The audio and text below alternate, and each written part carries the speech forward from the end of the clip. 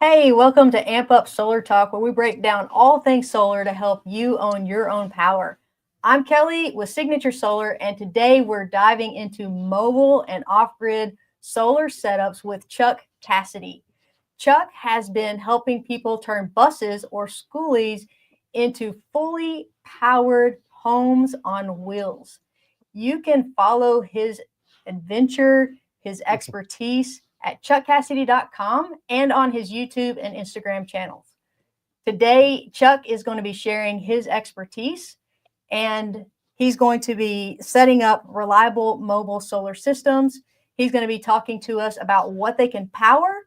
He's going to be talking to us about how to choose the right battery voltages and sharing lessons from the road. If you've got questions, be sure and drop them in the chat, and we'll try to get to as many as we can. Chuck, welcome to the show. Thanks so much for being here. Yeah, it's awesome to be here. I've been a big fan of Signature Solar and using products that you sell now for many years and recommending them to my clients. I'm happy to be here alongside you to share some expertise and answer some questions and watch 20 minutes just fly by like that. And it definitely will.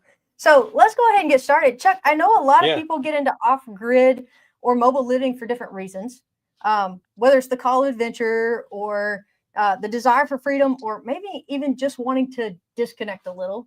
Um, yeah. what got you into getting into a bus and living off grid and then even wanting to do that for others? Share a little bit about your journey.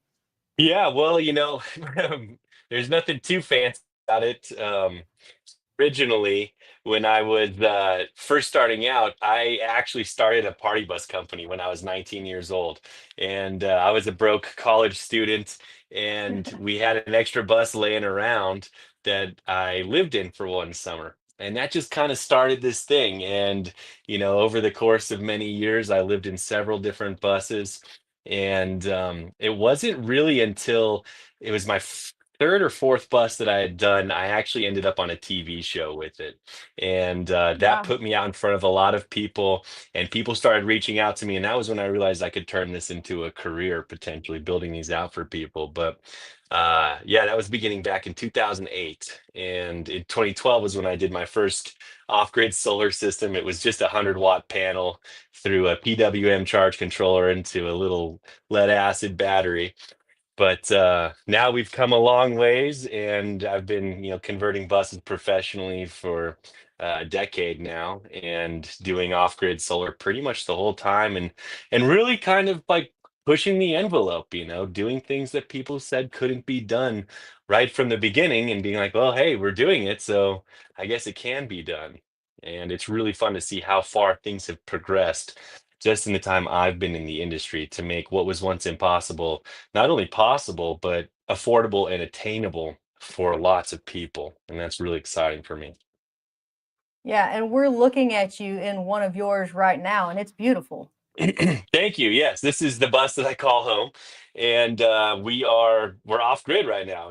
You're getting me via satellite, and it's actually raining and snowing right now. But this is all powered by things that you could buy actually from Signature Solar. I've got four EG4 server rack batteries running the show here, and I've got my Victron system installed with the touch screen that I use for controlling it all, and it's pretty amazing. I can sit here and I can live comfortably with no sun for about 4 or 5 days off of the battery bank that I have. And that's just, and this is an all electric bus. So all the cooking, hot water, all of that is powered by electricity. There's no propane on the bus, Wow, which is pretty amazing. Yeah.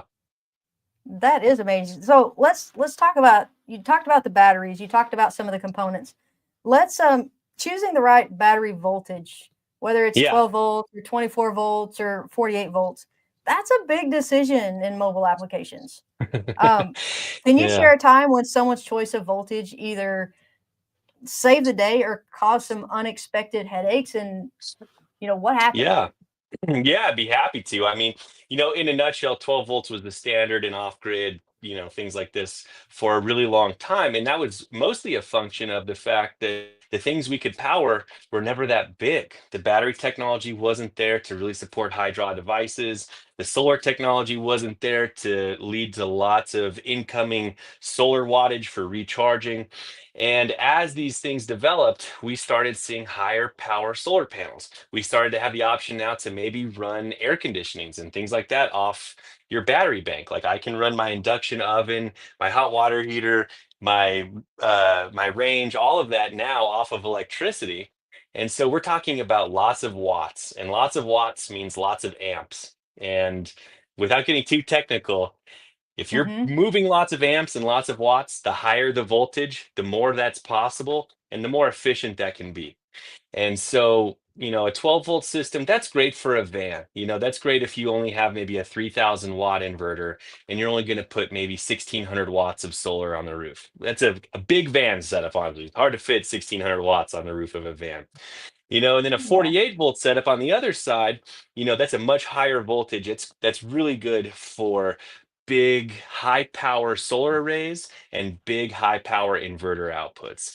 And that's an awesome choice for things like houses, things where you have a lot of solar production and a lot of power usage. It can also be good for a bus, but to me, the sweet spot for buses and for a lot of mobile applications aren't they're not going to be using more than, say, 5,000 watts of power at a time. I really like the 24-volt side of things. And that's, one of Okay. the things that sets the EG4 batteries apart. There's a lot of server rack batteries out there, and there's a lot of good ones too. But having an option for 24-volt, lithium iron phosphate server rack batteries is a real sweet spot for me because you get the benefits of a voltage that's not so high that things like fuses and breakers can be difficult to find, but you're also at a low enough voltage that a regular automotive fuse and a regular automotive fuse block can handle a 24-volt system. And you're going to find a ton of things, like all of my rope lighting in here, all of my USB outlets, those are actually operating on 24 volts.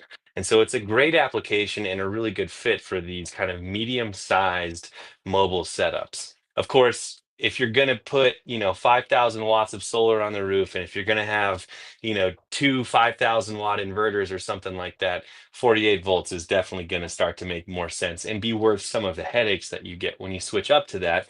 And of course, if you're doing a house, well, 48 volts is really kind of the only way to go if you're doing a house, because you'll have big PV and big usage. But it's Mm-hmm. important that you get the voltage right, because that's going to dictate what kind of inverter you buy, which oftentimes the inverters are the next most expensive piece of gear aside from your batteries. And you don't want to buy another Right. one if you change your mind and want to upgrade later.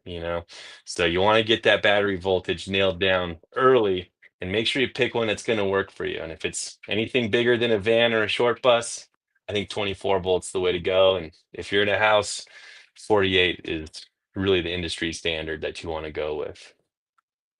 And so what you're saying is the design setup that you typically recommend is the 24 volt for your size bus that you Hmm. typically set up. Yeah. And it's nice because, without getting too technical, a 100 amp charge controller, say from Victron or whatever that charge controller is you have next to you, right?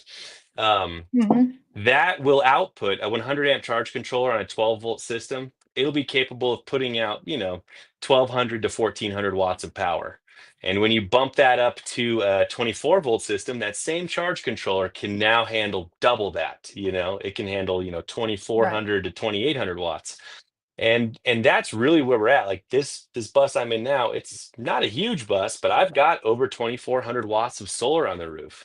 And so if I was still on a 12-volt battery, I would need two charge controllers, let alone, the inverter headaches I'd get into if I was trying to run all of these loads on a 12-volt system compared to a 24-volt one. Okay. What about components? What are the easiest components to connect up into a bus like yours? Yeah, and that's a great question. I mean, I've been using Victron stuff now for many years, and in my opinion, they are kind of the top tier of what's available. And they are more expensive too, but they have a lot of customizability and flexibility that I think makes having an integrated system a lot more streamlined and a lot more customized to each individual application. And now, back in the day, we didn't have these cool all-in-one setups, that are coming Hmm. out now, which are great. But again, oftentimes those are only meant for 48-volt battery banks, and that might not be the easiest fit into something like a van or a bus. And so I need that customization to pick the operating voltage of my inverter and things like that. And so I stick with Victron. And the key with Victron are great components. They're deep, they can be complicated, and you want to buy it from somebody who's going to be there to provide you the technical support and customer service you need in case you get overwhelmed or confused by just how deep and programmable the system is. I mean, Victron stuff goes from pretty beginner friendly setups in a van all the way up to these huge off-grid, scaled systems that are powering hospitals in remote locations in Africa with tons of programmability in between.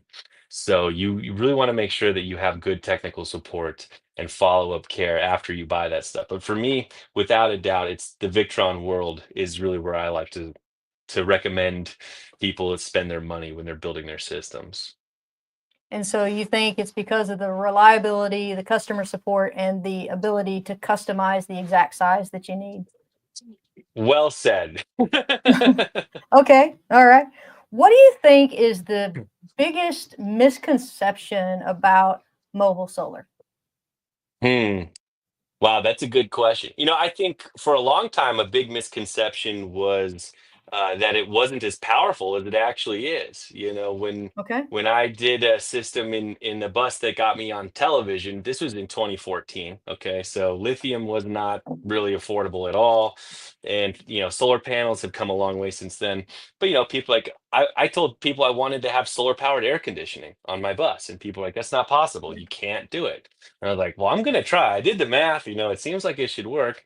And I did it. And I was like, look, everybody, I did it. And it's because I think a lot of people, the industry is advancing so fast, the average person is like 2 to 4 years behind in terms of what they think is possible versus what is, I find oftentimes.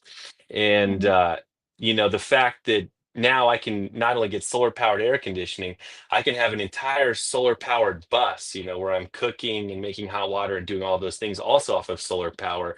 That's something that people didn't think was possible in the past, and now it is. And not only is it possible, but there's even more things, that are opening up as batteries and panels both become more efficient and also more affordable. You don't have to spend, $50,000 to get a lithium battery bank that has, 40 kilowatt hours of capacity. It's a totally different world now. So I It think that that's is. the bigger misconception in the Okay. moment. So I want to take a step way back for a minute when you were first getting started, because a lot of people they want this, they dream about this, right? But they are afraid to get started. I would like to know how much background in electricity or remodeling did you have before you decided that you're going to do this? Wow, not much, not enough, I think is what most people would say. But I had an extensive background as a child in building forts and things like that, and a lot of Okay. curiosity. But the truth is, you don't need a huge background in it, especially because now we got YouTube University, and like my channel Right. and also the stuff that Signature Solar puts out. I mean, there's tons of content out there that explains how to do things and what to get and the mistakes you need to look out for and what to do if things don't go right. And that didn't exist in the past. So I think the environment that we have now is much more DIY friendly. But for Hmm. my own start, it was just born out of necessity. I didn't Rent was going up. I didn't want to, pay at the time it was only $700 a month, which is funny now. But at the time that was a lot of Yeah. money for me and this was a way for me to Yeah. take control of my costs and get into it. And necessity is the mother of invention, and that was really also what drove my curiosity, was having a dream and be like, there's got to be a way to do this, and just looking for all the resources that I could to make it happen. So I guess my background is just, being broke and tenacious at the same time. It's a it's a powerful combination. For sure. So somebody who's just wanting to take that first step, but just haven't hasn't made it yet, what advice would you give to them?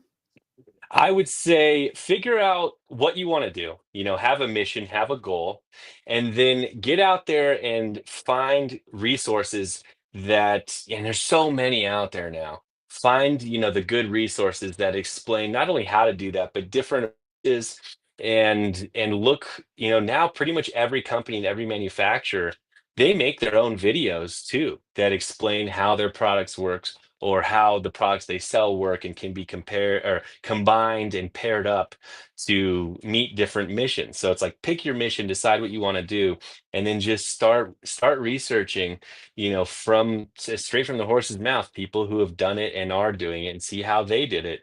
And take a little from here, take a little from there, and then if you can, I really recommend at some point just booking a consultation or talking to a professional in the industry, and Mhm. just have a human to human connection with somebody who can answer your questions and kind of like rapid fire, tell you like, oh no, you're thinking of it all wrong. It's like this, like that kind of human to human thing that really opens it up for people. Because it's one thing to take a bunch of notes, it's another thing to have a conversation with somebody else. Right. You can get your plans, but then when you can actually ask those questions, that makes a whole new difference. Yeah, Yeah. We do absolutely. we did have an audience question come in. This is from Freedom Integrations. They want to know, what would you recommend for a food truck to ditch the generator with or without the charge overnight?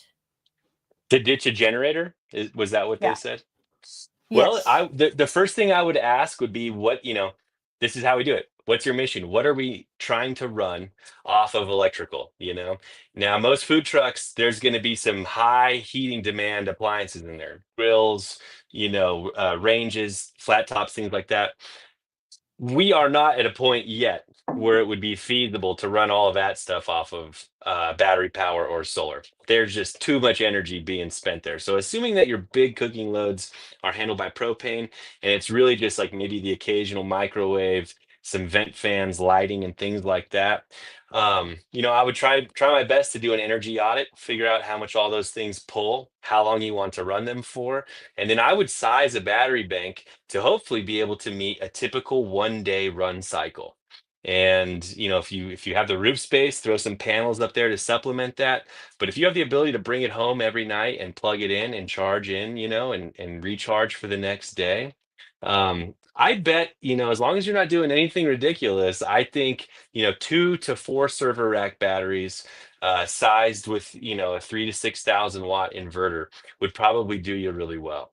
And you can do that really affordably depending on how your food truck is built out. But I would start there and figure out what your appliances draw, make a list of all your loads, and once you know what you need, go out there and find it. There you go. Thank you. So you've helped so many people turn old buses into dream homes. And I'm sure every project comes with its unique challenges and surprises.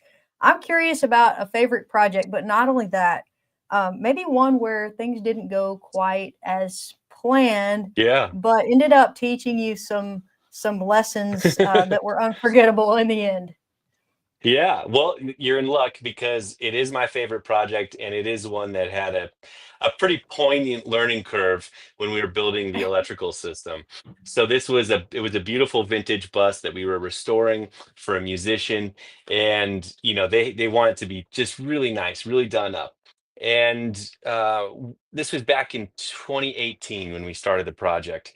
And at that point in time, lithium batteries were still unbelievably expensive, and there were not a lot of options out there that you could use to power that type of application. So I was like, here's what we're going to do. We want you to have a top of the line setup. We're going to go get the batteries out of a Nissan Leaf and build our own lithium battery pack for this bus, which is like so dangerous, a crazy undertaking. It's like all custom. There's no tech support for that type of endeavor. And there's no warranty either. It's just you. And so we built this battery bank, and it was very difficult. the challenge after challenge to do that and do it safely. And then one day, one of the components that we had in there in the BMS, it failed, and it allowed the batteries to discharge too far below a safe level. And the packs and the batteries swelled up, and it was actually Oh pretty no. scary because now we have this like toxic, hazardous situation. Well, the good thing about this particular bus project is that it took so long for us to do the project that in the 2.5 years since we started, batteries, lithium batteries, and things like that had really caught on and caught up.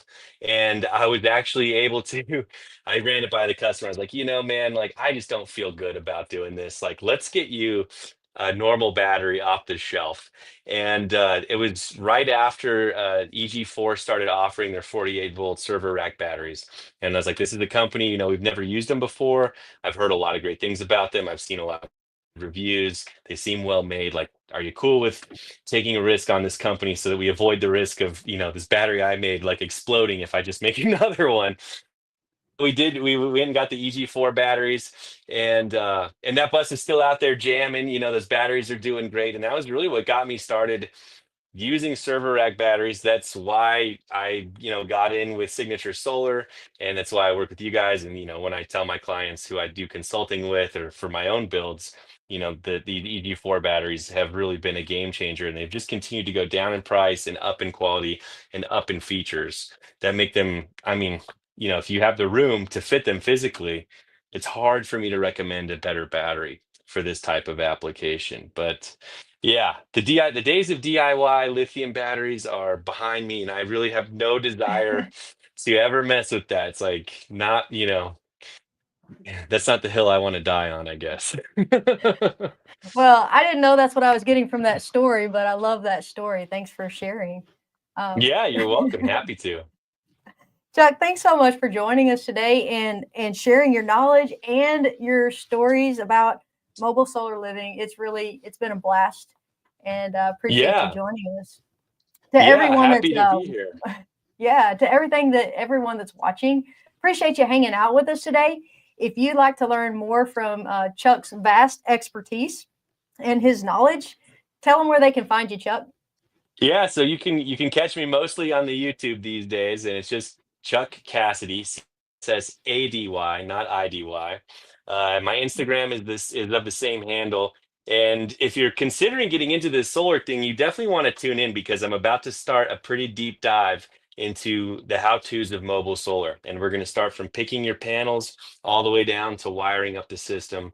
And we're going to be using a lot of Signature Solar and Victron equipment in there. So you'll definitely want to check that out if that's something of interest to you. You'll catch a lot of great information there. Perfect. So be sure and check out his channel. And if you want to learn Yeah. more about products for your own mobile solar system, check us out at signaturesolar.com. Also, the month of April, the whole month, we have people lined up for Amp Up to talk about mobile solar systems, everything that you might want to know about that. So be sure and join us again next week right here on Amp Up Solar Talk. Awesome. Great to be here. Thanks again.